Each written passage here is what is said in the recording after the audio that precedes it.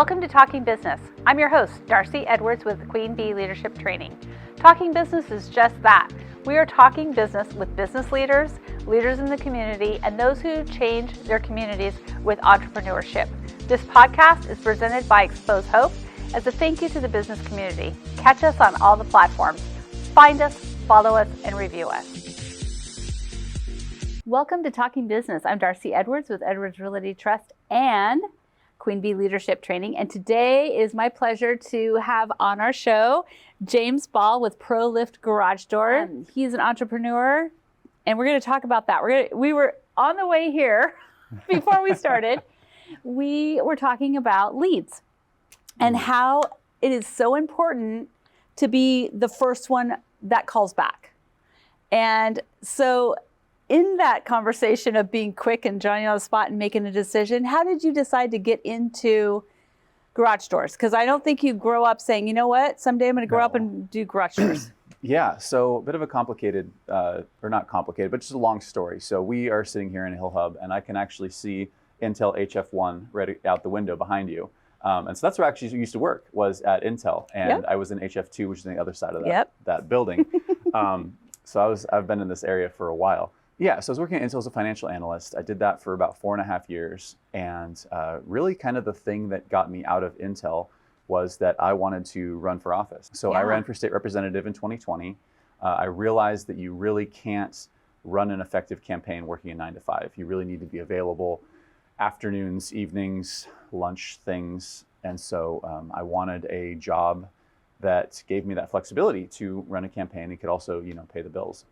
So talked with a mentor of mine, and he got me on the idea of franchising, sort of a kind of business model in a box type of thing. So you don't have to come up with all of the, ancillary things on your own.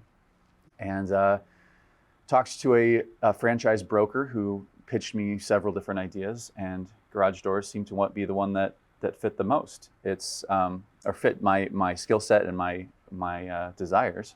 It could be.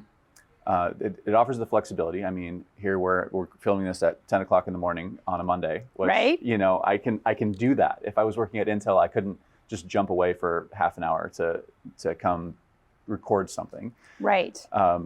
It is recession resistant. You're always going to have broken garage doors.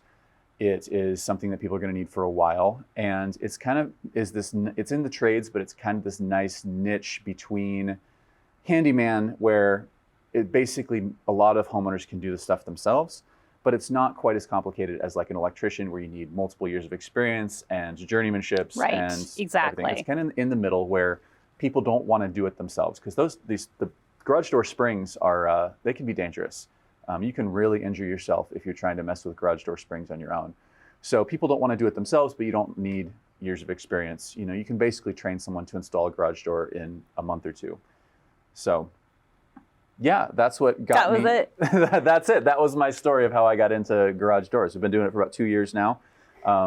Started about 4 months before COVID hit, which I would not recommend anyone starting a business less than a year before a global pandemic, but who knew? Welcome to being an entrepreneur. I know, right? Who could have known? It's going to happen. Yep. And things are going to happen, and you have to be able to pivot. Now, you also, I do know this because I know you, come from a military background, which I love that, because you have order in your life, and you have, I'm guessing, a foundation of excellence that comes with that. How did that help you in your business now, having that type of background? And how does that make it actually where you have maybe an advantage? Yeah, so I was a communications officer, Signal Corps, if anybody's curious. I left as a captain, got out of the Army as a captain. And so I think it's just the experience of being in charge and leading people and leading, accomplishing a mission and being able to follow it through to the end. And I think the military taught me more than I contributed sometimes. But I appreciate your service. Yeah, thank you. And I thank you for you. that. And I feel like I get to get information from you and Yeah. learn from you. So I love that. Yeah. So you may think that you didn't Well, I mean, I was give there them and much, but I you helped, have. but Yeah. I just think of the way that I viewed life prior to the military. Of Sure. just like these institutions of school or government or whatever, you just kind of take for granted. And you're like, oh, these things just happen. You know, Right. there's a school, you go to school, there's teachers, the teachers just happen to be there. And you don't really think about what it takes to build that infrastructure because the infrastructure's always been there. Right. And so yeah. it wasn't until I joined the Army and they're like, okay, we're going to go build this base in the middle of Afghanistan. And you're like, oh, well, someone has to build the base and someone has to get all the lumber and the materials and the equipment and the personnel and somebody has to direct these things. And these things don't just happen, you know, somebody makes them happen. Somebody Right. goes out and directs those things and comes up with a plan and executes the plan. And looking back in life, you know, those sort of things that I took for granted is there's a lot that goes into it. You know, you don't just have things appear, people make things happen.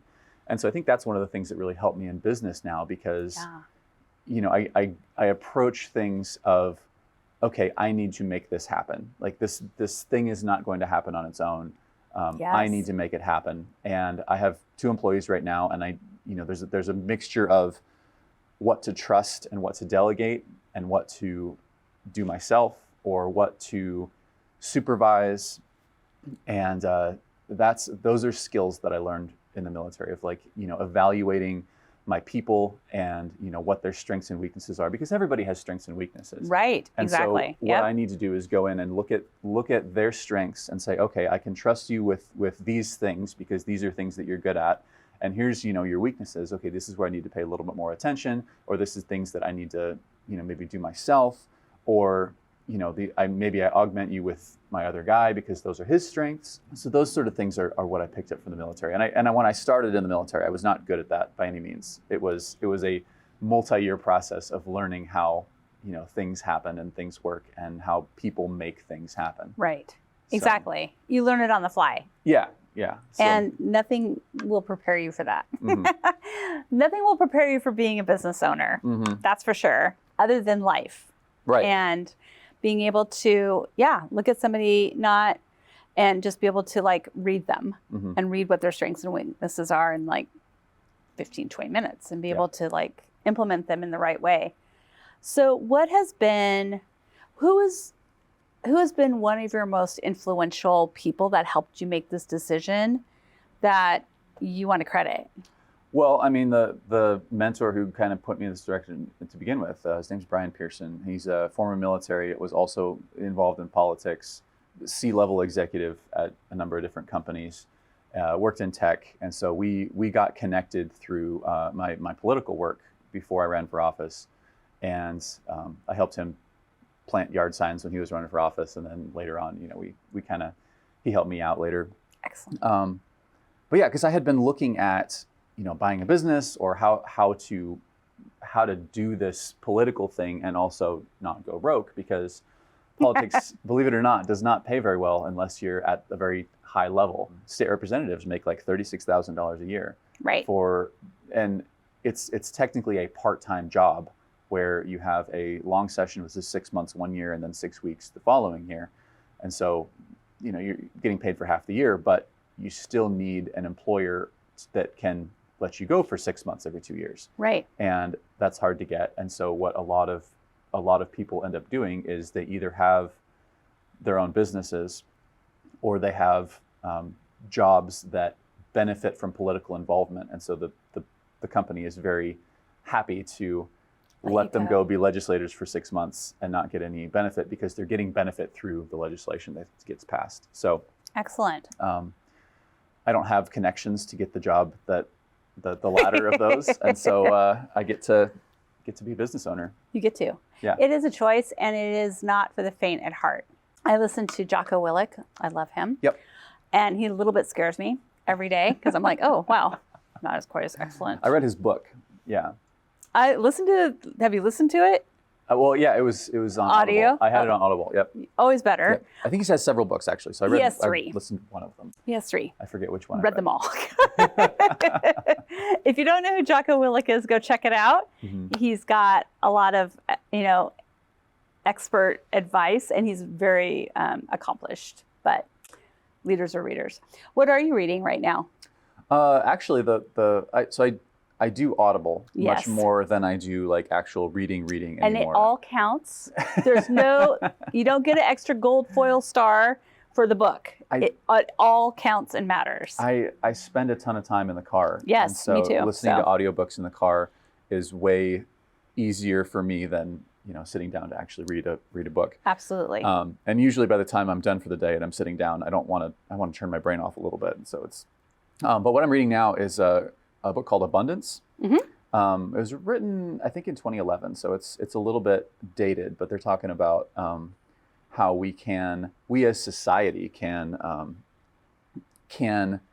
grow through abundance rather than through scarcity. Yes. So he uses one of the examples is aluminum. Mm-hmm. Back in 400 years ago, aluminum was more rare than gold, because you couldn't extract it from the soil. It's actually one of the most common elements in the Earth's crust, but it was very difficult to extract, and so it was used for jewelry, used for in anywhere where you would use gold, they sometimes used aluminum, and it wasn't until I forget how long ago, 100 years ago, ish, where they developed a process for extracting it from soil, and now aluminum is ubiquitous. It's everywhere. It's cheap.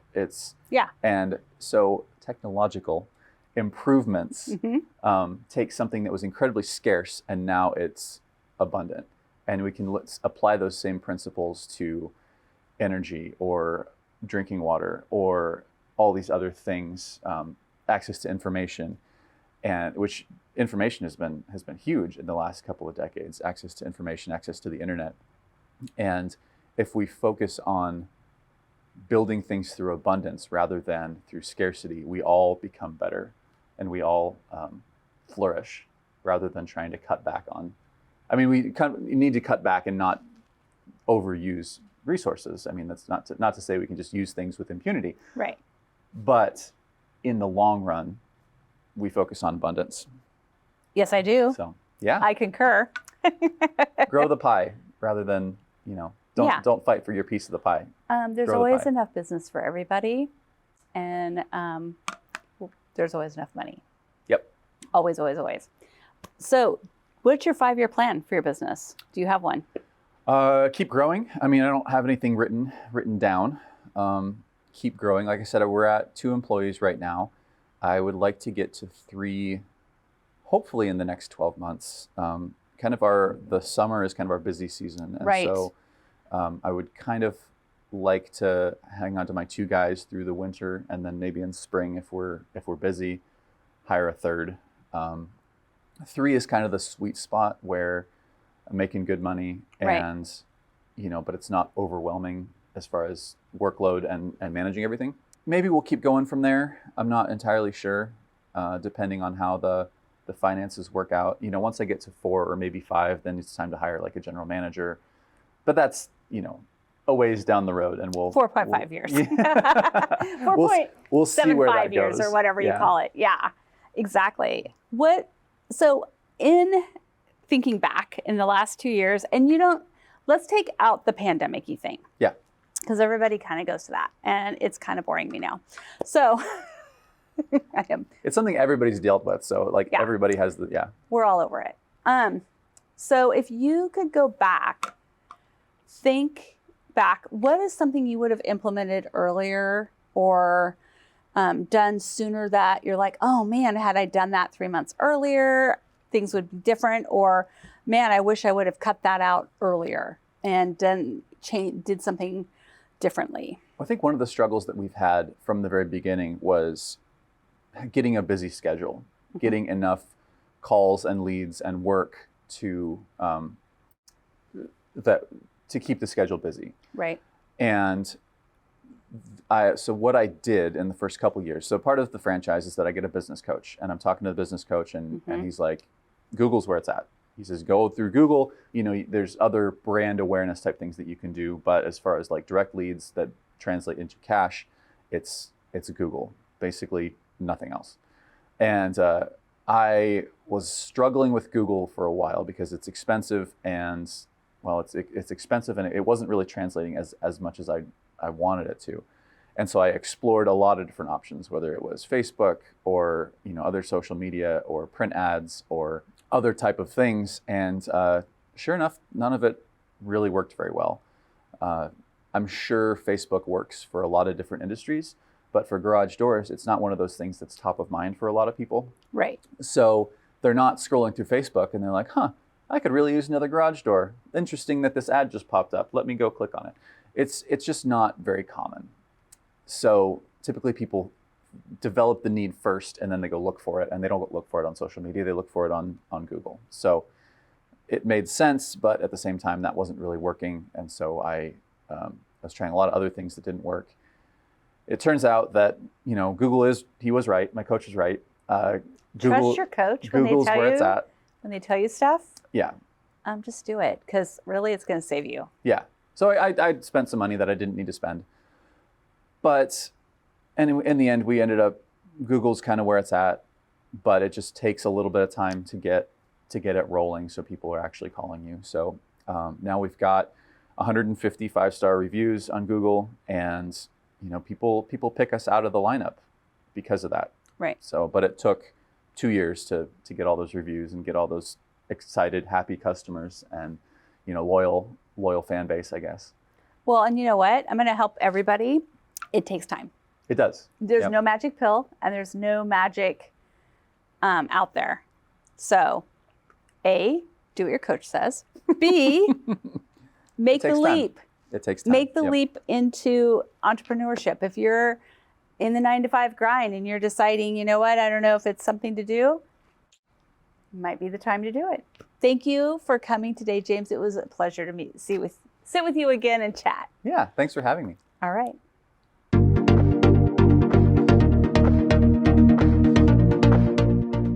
Hi, I'm Betty Campbell with Xpose Hope, and this is your Xpose Hope moment for today. Did you know that those in the sex trafficking industry and those in the sex industry have a higher rate of PTSD than that of returning Vietnam vets? It's true. But you can help us help them by volunteering or donating at our website, xposehope.com. Thank you. Thank you for listening to Talking Business, brought to you by Xpose Hope. We can be found on all of your favorite podcast platforms, YouTube, iTunes, all of them. Also, be sure to like us, share us, and leave a comment. Who do you want to hear from? We want to know.